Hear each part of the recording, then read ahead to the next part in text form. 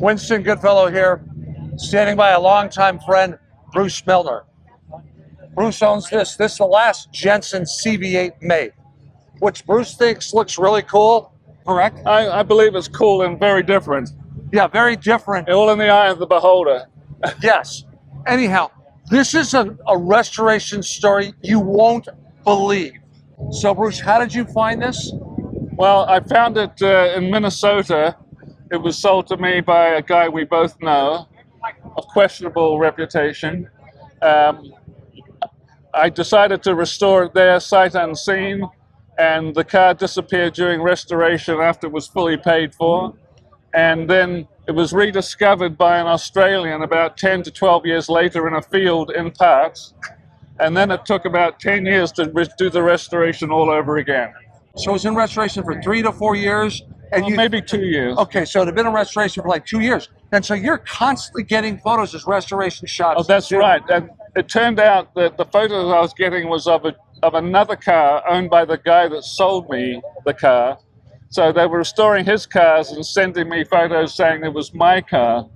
And then the restorer had a heart attack, he said, and then disappeared, and the car disappeared, and he looked without a trace. The car, both were gone. It went cold for 10 years. I didn't know where the car was, and I forgot about it because I had other projects. And then 10 years later, I got a call from a guy in Australia saying, I've just bought a CV8, and there's another one alongside it, and I'm told it's yours. And it was in a field, without doors, without a hood. Okay, hang on here a second. So time out. So you were having the car restored in the U.S., and then somehow it made its way to Australia? No. Okay. No, it's twinned. The car I was getting pictures of made its way to Australia. Got it. And then the guy in Australia tracked me down and said, there's another car in the field, and I understand it's yours. And so the field was located in the States, not Australia? I was still in a field in Minnesota, 10 winters later. So how would you like that? Here, we've been paying for a restoration for 2 to 3 years. Here are your photos, sir. Okay, let me see the car, please. I had a heart attack. Boom, the guy disappears, car disappears. A decade later, hey, I think I found your car. Oh, really? Where is it? Yeah, it's in a field, and there's a tree growing out of it, correct? Yes, the engine and the transmission were separate from the car about 50 feet away, and going through the hood where the engine was like a 12-foot tree. So it had been there that long. So Bruce and I go back quite a ways. Bruce you have quite a penchant for getting cars that are worth X, and then you restore them for 3 times X, because now that's friggin' passion. Right, and then you sell it for 1/3 of what you put in. So I've seen you do that before. But we also did okay on a handful. Yes, we did fine. Yes. Yeah.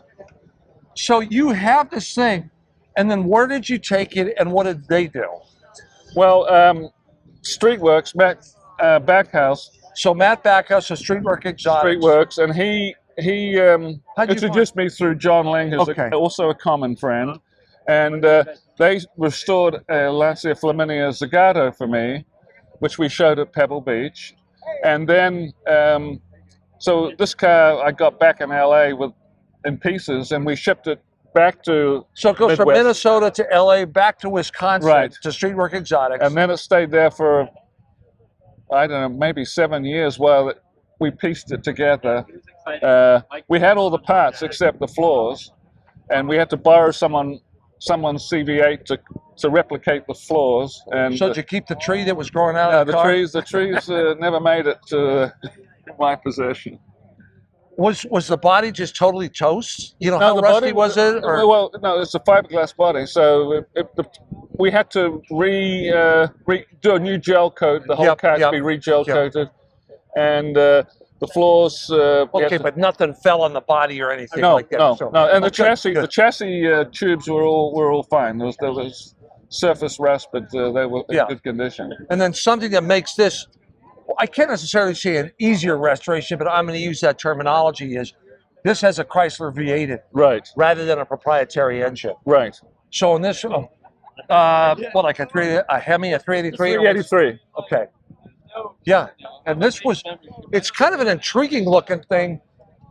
that was pretty advanced engineering for the time. I mean, not that many people were doing fiberglass bodies back then. No, they were, yeah, apart from Daimler Darts, probably Yeah, not.